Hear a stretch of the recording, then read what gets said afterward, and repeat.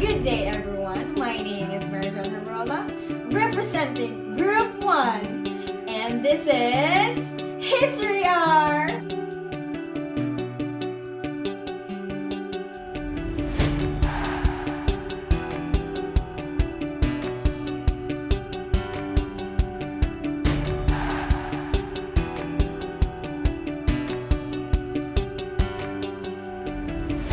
Today, we'll be exploring a very pivotal period of the Philippine history, the Philippine-American War. This era shaped much of the Philippines' modern identity, governance, and international relations. Our representation will guide you through key events, impacts, and figures of this time.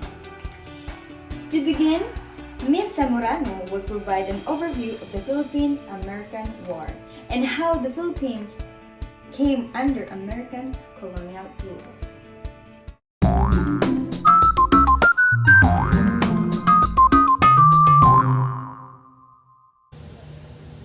Good day everyone, I am Aliana Christine Zamorano.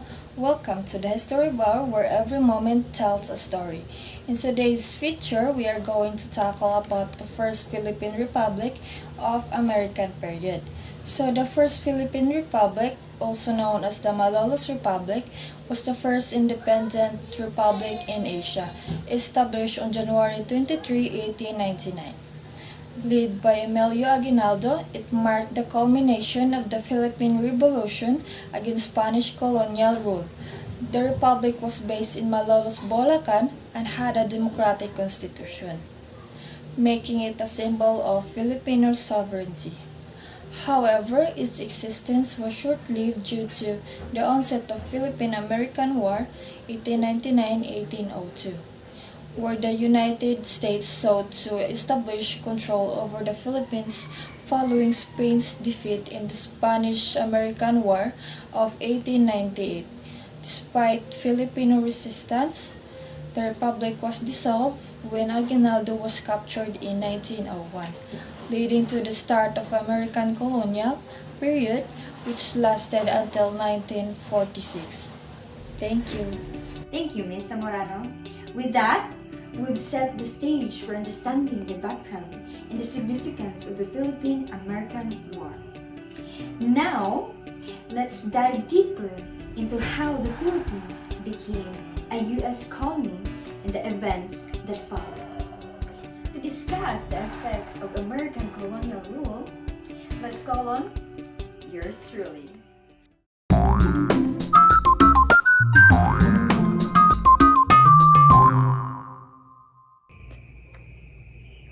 I will be discussing the U.S. colony and the consequences of the American colonial rule in the Philippines. Please listen. So, do you have any idea what happened in that era? Or in that period? If none, then let's tackle it. In 1901, the United States took control of the Philippines after the Spanish-American War. They set up a new government to manage the country. Before 1901, the Philippines was ruled by the U.S. military. In 1901, the U.S. decided to have a civilian government instead of military control, and William Hoover Taft became the first Governor-General. U.S. declared English as the official language of the Philippines. This meant that English was used in schools, government, and businesses, even though many Filipinos spoke their own language. They also sent 600 American teachers called Thomasites to the Philippines to help teach English and set up a public education system. And under Spanish rule, the Catholic Church owned a lot of lands in the Philippines. And when U.S. took over, they decided to buy these lands from the church and gave it to the Filipino farmers. And in 1907, the U.S. allowed Filipinos to have their own elected legislature, and this was like giving the people a say in how their country was run. However, The US still controlled many important decisions like defense and foreign relations. The consequences of American colonial rule in the Philippines, especially regarding land ownership and the redistribution of land, had both positive and negative effects. During the Spanish rule, the Catholic Church owned a huge amount of land in the Philippines. When the Americans took over, they decided that the land should be taken from the church and given to Filipinos. This was seen as a way to reduce the church power and influence over the country. In order to take the land from the church, the American government had to buy it.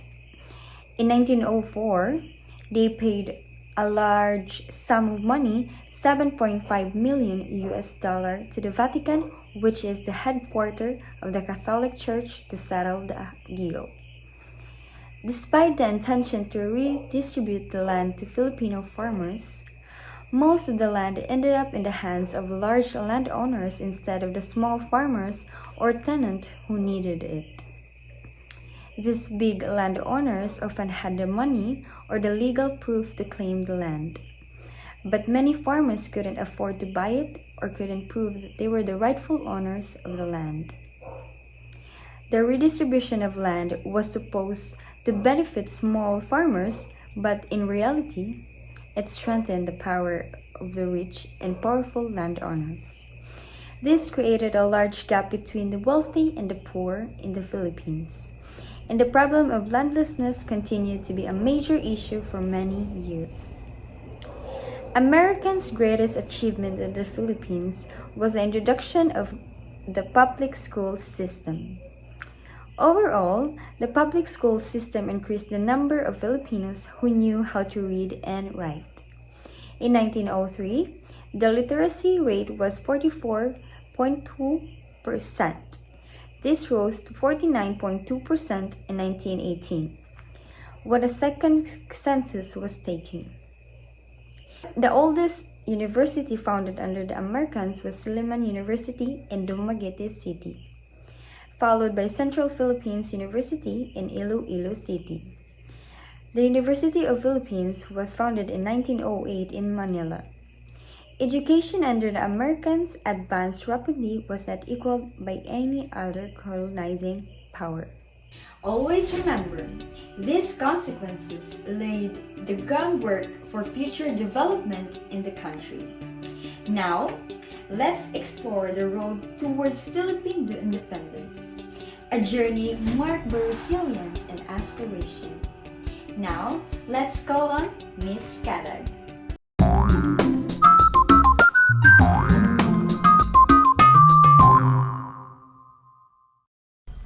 So the next topic that we will be discussing is about the roads toward Philippine independence.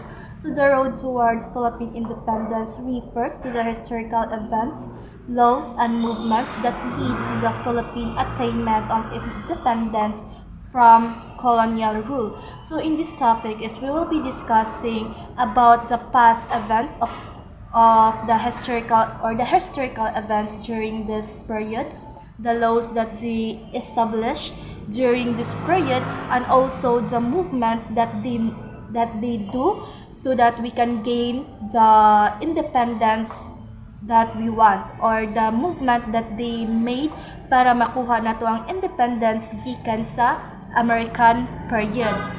So at this point also is we will be more focusing into the laws, which was the two laws, ang Jones Law ug ang Tidings-McDuffie Law. So the first law is the Jones Law. The law was approved by President Woodrow Wilson after it was proposed by William Atkinson Jones, an American congressman. So the Jones Law of 1916 is also known as the Philippine Autonomy Act, and it was enacted by the 64th United States Congress on August 29, 1916. So this law was replaced the Philippine Organic Act of 1902. So gi-replace the Philippine Organic Act of 1902 aning law nga Philippine Autonomy Act. And also, we will be discussing the important or the key provisions of this law. So which was the first provision is the establishment of the Philippine legislature. So this law or the law created the first fully elected Philippine legislature and consisting of the Senate and the House of Representatives. So kaning establishment of the Philippine legislature di ay kay di kaning nga law is nag-create ni sila or dili nila na-create ang first fully elected Philippine legislature that consist ni siya mga senador, mga House of Representatives o diri jud nag-start ning mga senadors or natay mga senators. The second one is the Bill of Rights. So Bill of Rights ensuring the protection of individual freedom and rights. So kaning Bill of Rights is mo ni ang natay mga freedom, di ba? Natay freedom of speech, freedom of expression or freedom of declaration or not ay mga rights or diri na to makita na atong mga rights or mga sections or ang mga act diri nga law. The third one is the Philippine citizenship, which is it is provided for the acquisition of citizenship by natives of the island. So it means Philippine citizenship diri maila kung Pilipino baka or nagdako baka sa Pilipinas, di ba? Kung namatay mga birth certificate nga nay nakasuwat nga citizenship, which is the Filipino citizens. So diri pud na nga act or diri pud nga kuan nga law nga na-establish nga mahibaw-an nga isa ka Pilipino.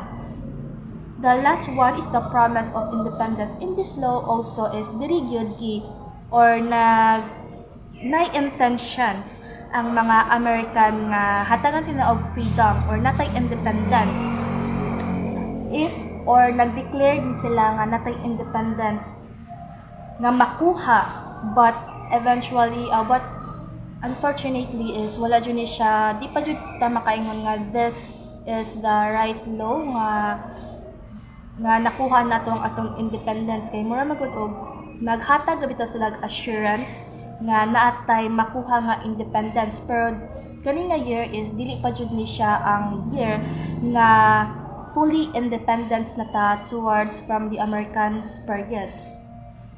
So before I will be discussing the next law, which is the Tidings McDuffie law, is I will be discussing first the law nga na-reject sa Philippine Senate, which is the Philhis Cutting Act.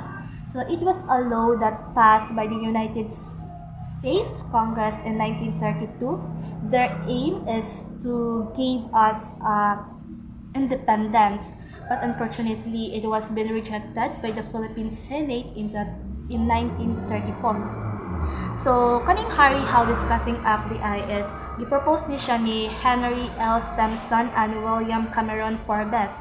But this act was named after its sponsor nga si Butler Ames Harry B. Howes and Bronson M. Cutting.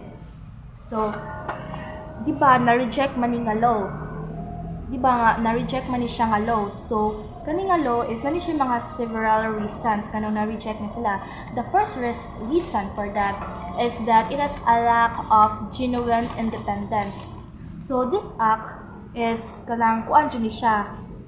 Wa ni siya di ta makaingon nga genuine nga tagan kanilang independence because siguro pagbasa sa mga Pilipino is pagbasa ni nila nga law is naka-feel sila nga di genuine ang paghatag or di genuine ni nga act like kanang nga law bitaw is ang mga US is mo control gihapon sila nato like ang tanan nga mga for example kanang mo control sila sa empower foreign policy like mo involve gyapon sila sa Pilipinas like kung unsa ang naa sa Pilipinas is gusto gyapon nga ma-involve sila and that's why nakapila mga Pilipino nga ay di pa jud ta day fully independence ana kung ilan ang buhaton nga maki-involve gyapon sila nato. So mo na isa sa mga reason nganong na-reject ang kaninga law.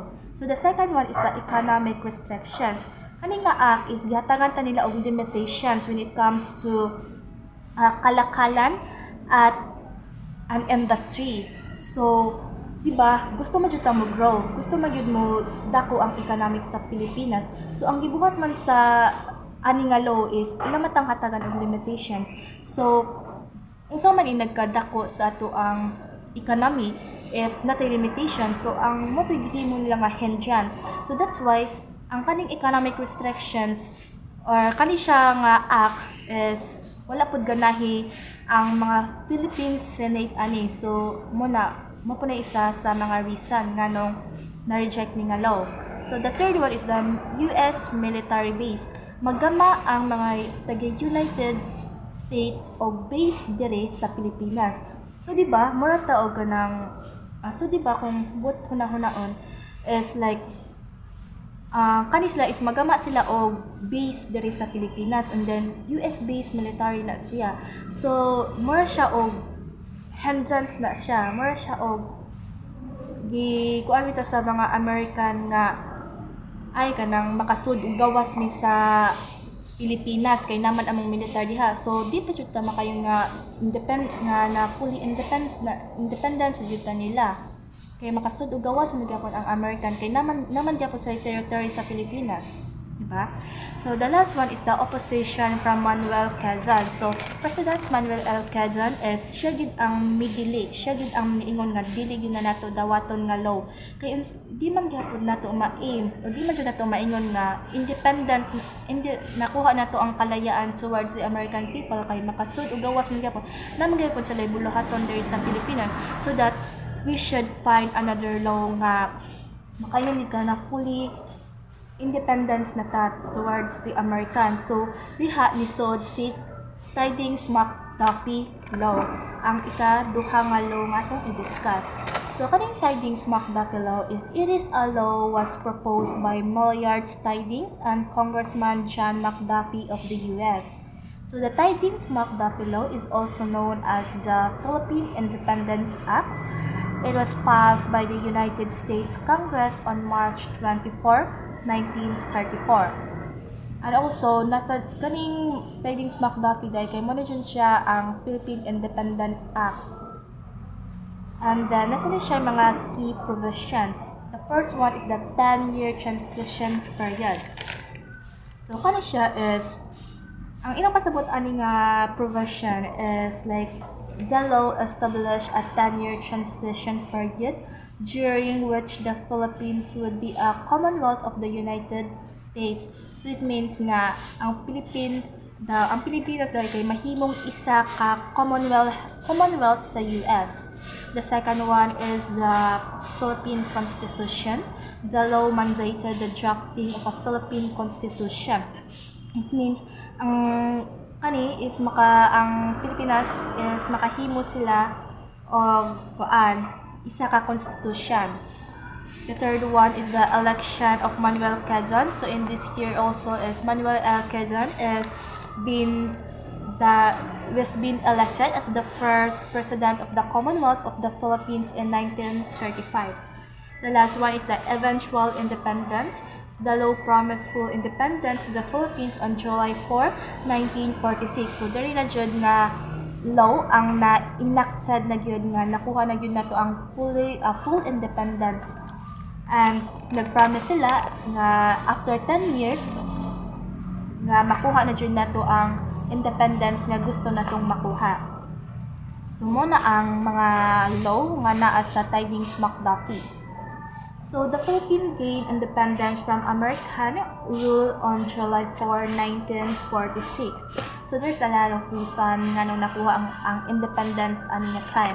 So the first one is the end of World War II in 1945. The second one is the Tidings McDuffie law, as what I mentioned earlier. And the third one is the unity of Filipinos. Nagtabang-tabang ang mga Pilipino nga makuha yun natong independence.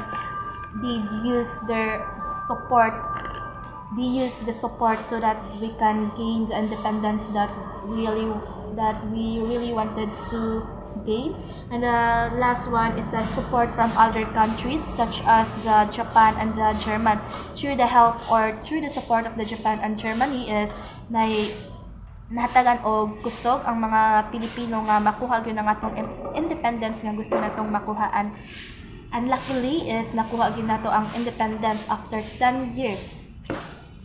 Paghuman nato ani nga gamit ani nga law.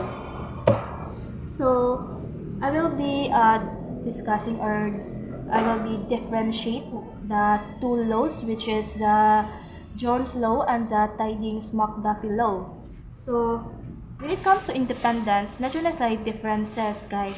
Ang si Jones Law is they granted autonomy under U.S. rule. And while si Tidings-McDuffie law is they granted independence within 10 years. So, mo yun na ang differences sa duha. Ang si Jones Law is kanang nag-grant ra ni sila og independence, while si Tidings-McDuffie is ila yun gi-grant ang ilahang promise na makuha na tong atong independence after 10 years. The second one is the legislature. Is the Jones Law is they establish a bicameral legislature, which is katong mga Senate and the House Representative, while the Tidings-McDuffie Law is they give Philippines an authority over national matters. Muna ang differences sa duha. Na natong mga president, while ang katong sa Jones Law is katong mga Senate pa, mga House of Representative, while sa Tidings-McDuffie is na natong Commonwealth or katong president, which is si Manuel L. Quezon. So the third one is the Constitution. So the Tidings-McDuffie law is they establish a constitutional republic, while the Jones law is they do not provide muna ang nakalayan sa duhas when it comes to constitutions. But overall, the Jones law and the Tidings-McDuffie are they're the two significant laws that granted freedom and authority to the Philippines, but they have the differences when it comes to provisions and conditions. Medyo na ang kalahian sa duha. So, thank you so much, guys, for listening to my report, and I will end my discussion in here. The road to independence was challenging, but ultimately successful. Let's now turn our attention to Commonwealth government, a key transitional period on the path to civility. Let's pass the presentation to Ms. Binluan.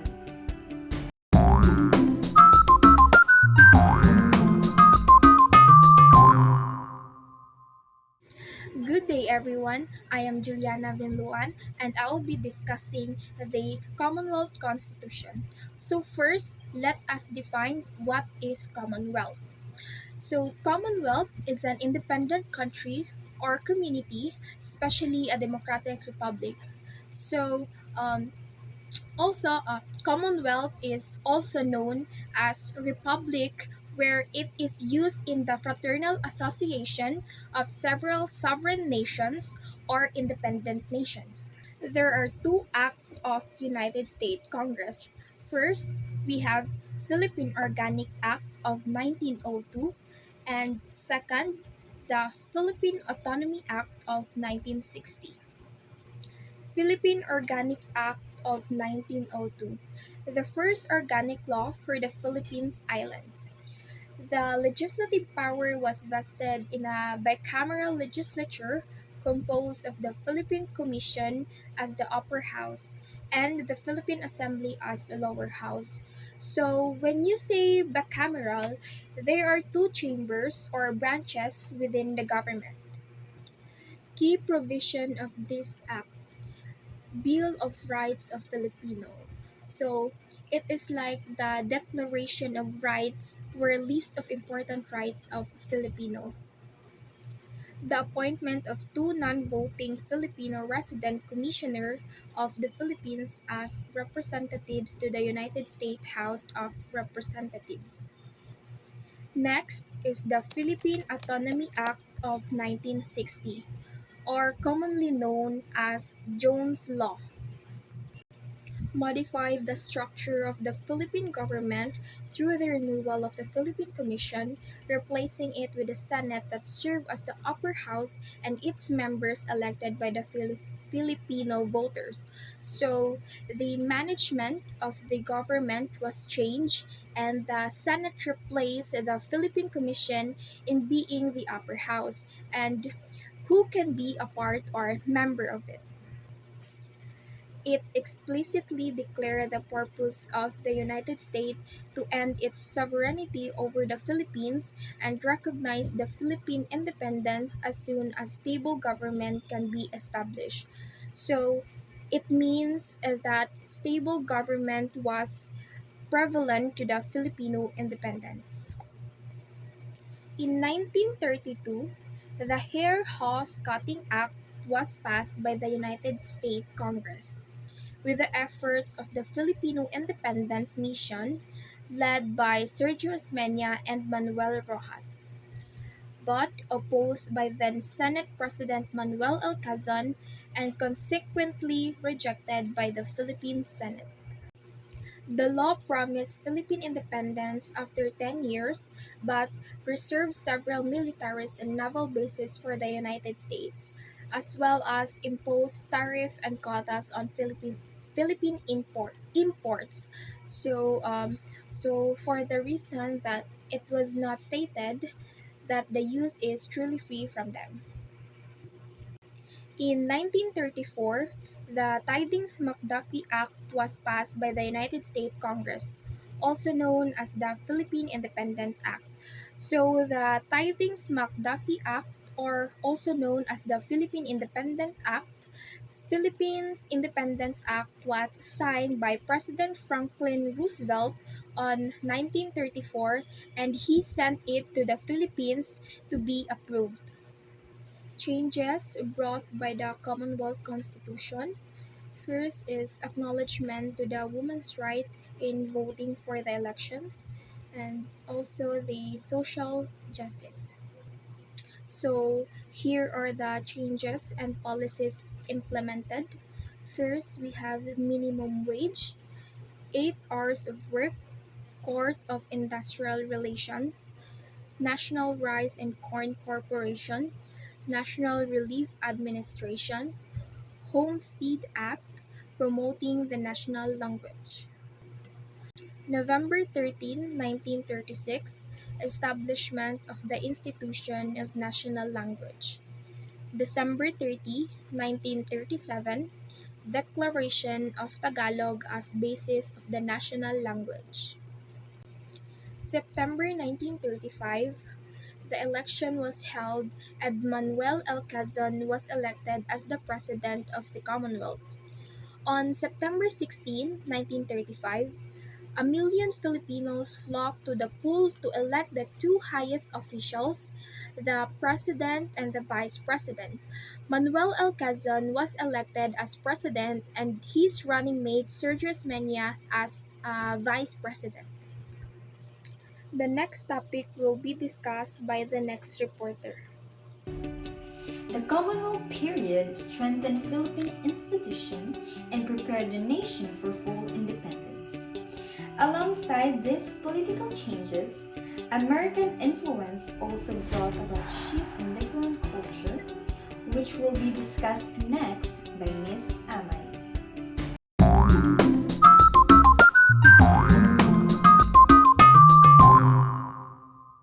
So, during the American period, there are some changes in Filipino culture, just like, for example, the government.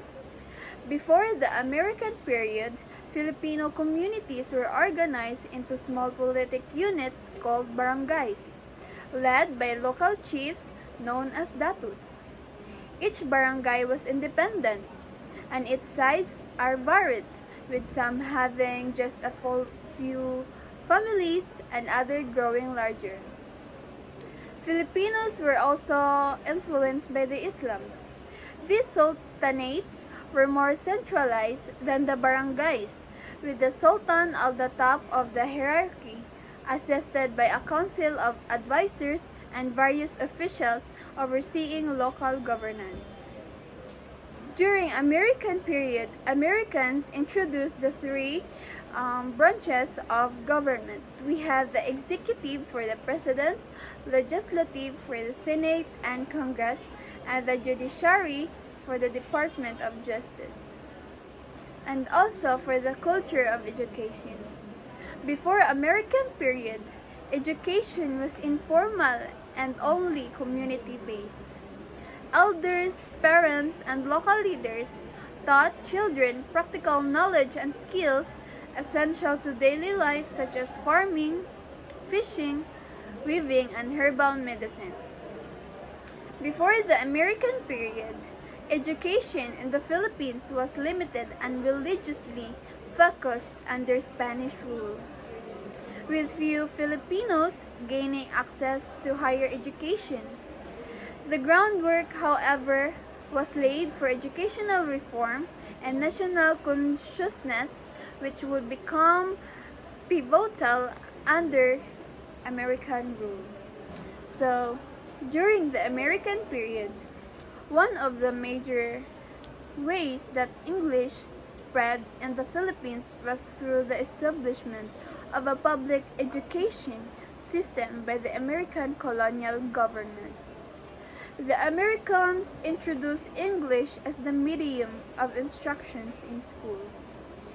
In 1901, the Philippine Commission under the U.S. governance enacted the Philippine Education Act, which mandated the use of English in schools. This effort was aimed at creating a common language for communication across the archipelago, which there were many local language and dialects. The U.S. government sent thousands of American teachers, often referred to as the Thomasites. Thomasites named after the U.S. ship Thomas that brought them to the Philippines. To teach English and other subjects, they played a critical role in the spread of language. The Thomasites, or the teachers, the first teachers, were instrumental in teaching English to Filipino students, and their effort laid the foundation for the widespread use of English in the country. We also have for the religion culture. So before the American period, indigenous Filipinos practiced animism.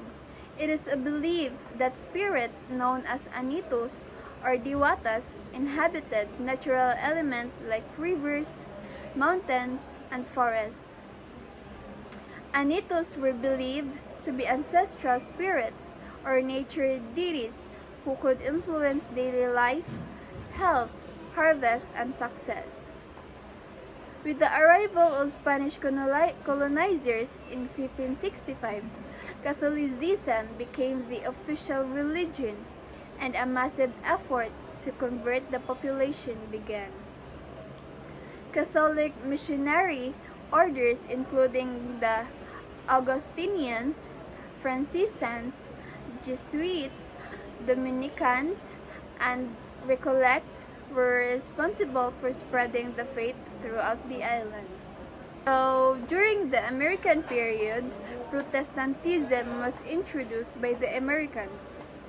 So, Protestantism, it is a major branch of Christianity that emerged during the Reformation in the 16th century, focusing on the authority of the Bible, salvation by faith alone, and the priesthood of all believers. It also includes a wide range of denominations, each with its own beliefs and practices, but all sharing a commitment to the core principles of Reformation theology. In 1918, more or less than 300,000 Filipinos became a Protestant. The church and the state government were separated. Freedom of religion was also practiced. We also have some changes to our transportation during the American period. So before the American period, for our sea transportation, we had the balangay. It is a large wooden boat used by early Filipinos for transportation, trade, and migration between islands.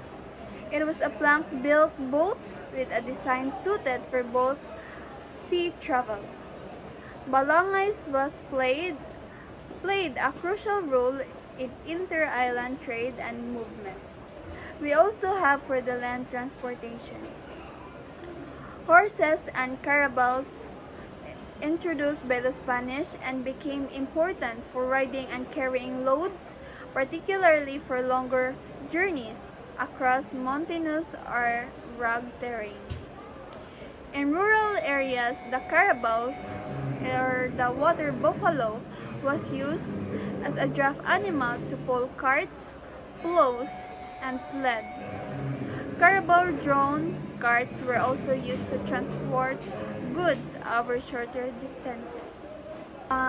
During the American period, it is a transformative time for transportation in the Philippines. The development of roads, railroads, ports, and travel facilitated the growth of the economy and connected the various islands of the archipelago. The introduction of electric streetcars, jeepneys, and steamships significantly improved mobility of Filipinos, shaping the country's transformation system for decades to come. So for the changes in entertainment in the Philippines, so before the American period, Filipino entertainment before was largely shaped by the indigenous traditions and Spanish colonial influences, with music, dance, religious festivals, and community-based activities being central to daily life. So during the American period, however, there was a marked shift as Western forms of entertainment, such as cinema, radio, and sports, were introduced and became widely popular. At the same time, Filipino culture, traditions like theater and festivals remain important, creating a blend of local and Western forms of entertainment that define Filipino social life during the early 20th century. The American period set the stage for the modern entertainment industry in the Philippines, while also preserving key aspects of Filipino cultural heritage. Hollywood movies became popular in the country. New kinds of music and dance were introduced, like rock and roll, boogie, jazz, tango, cha-cha, polka, and rumba. During the American period, Filipinos also learned to watch and play games like table tennis, basketball, volleyball, boxing, and football. So for the health and sanitation, Filipino were also influenced by the Americans during the period. So before the American period, the indigenous population relied on traditional medicine, herbal remedies, and practices. The Spanish introduced hospitals in urban areas, but these were limited and often not accessible to the majority of the population. Sanitation was poor in urban centers, and disease outbreaks were common due to inadequate waste management and water systems.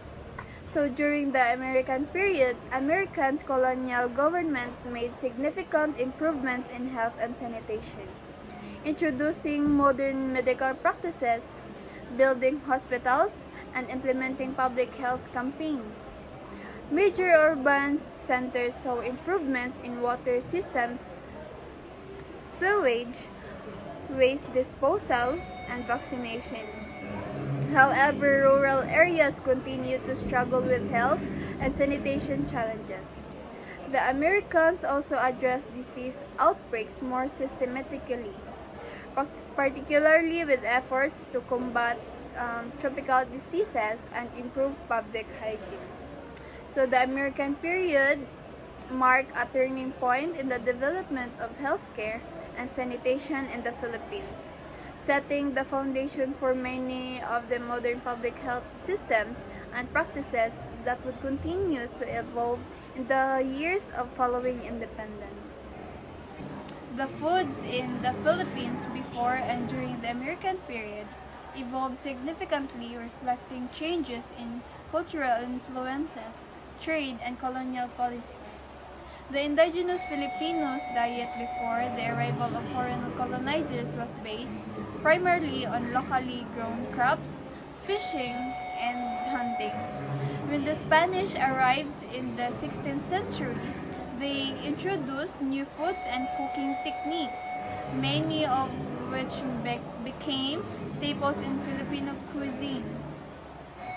The American period in 1898 to 1946 brought even more changes, particularly with the introduction of processed foods, Western-style fast food, and new cooking methods.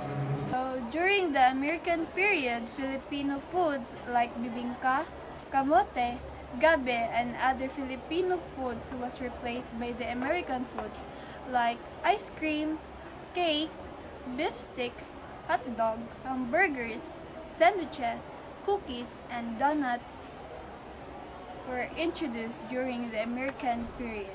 These cultural influences are still visible today. However, the American period also had its negative impact. Let's hand over the discussion to Ms. Digamo.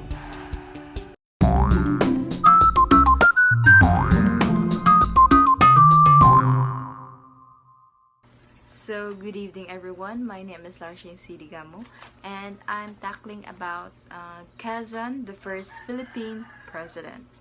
So, kinsa man gini si Manuel L. Quezon. Sa iyang mga accomplishment during his time. So, mao na siya atong suryaan karon. So, paminaw, pamati, pareha na silang duha. So, Manuel Quezon is also known by his initial MLQ, which means Manuel Luis Quezon y Molina. He is born in August 19, 1878 in Baler, Philippines. He was a Filipino statesman, leader of independence movement. He is often regarded as the greatest president of the Philippines and the quintessential Filipino statesman, known as the father of the national language and the father of the modern Republic of the Philippines. And he is also known as the one of the finest statesmen in the world during his time. So when we say finest, he is like the best among the rest ng statesmen during his time. So Quezon was the son of a school teacher and a small landholder of Tagalog descent on the island of Luzon. He cut short his law studies of the University of Santo Tomas in Manila in 1899 to participate in the struggle of independence against the United States led by Emilio Aguinaldo. After Aguinaldo surrendered in 1901, however, Quezon returned to the university, obtained his degree, and participated law of years, convinced that the only way to independence was through cooperation with the United States. He ran for governor of Tayabas province in 1905. Once elected, he served for 2 years before being elected as representative in 1905 to the newly established Philippine Assembly. In 1909, Quezon was appointed resident commissioner for the Philippines, entitled to speak but not vote. In the U.S. House of Representatives, during his years in Washington, he fought vigorously for a speedy grant of independence by the United States. Quezon played a major role in obtaining Congress passage in 1916 of George Act, which pledged independence for Philippines without giving a specific date when it would be effective. Quezon fought for passage of Tidings-McDuffie Act in 1934, which provided for full independence for the Philippines 10 years after the creation of a constitution and establishment of a Commonwealth government that would be a forerunner of an independence republic. Quezon was a re-elected president in 1991 after Japan invaded and occupied the Philippines in 1942.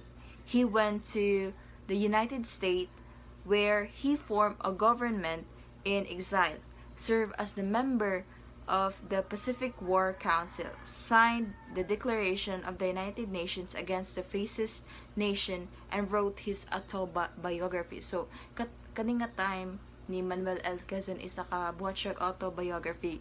The title sa iyang autobiography is The Good Fight in 1946. So, Quezon died of tuberculosis before full Philippine independence was established. His most significant achievement was the passage of the Jones Act that provided for the grant of Philippines independence. Daghan man gidangutan og national heroes ba ni si Manuel L. Quezon? The answer is yes. Manuel Quezon is part of the national heroes because of his successful conduct in this post made him a national hero, and he elevated the office of the President of the Philippine Senate. This brings us to the end of our presentation, and we hope it has given you a deeper understanding of Philippine-American War. Once again, this is Mary Jane Herbarola, and this is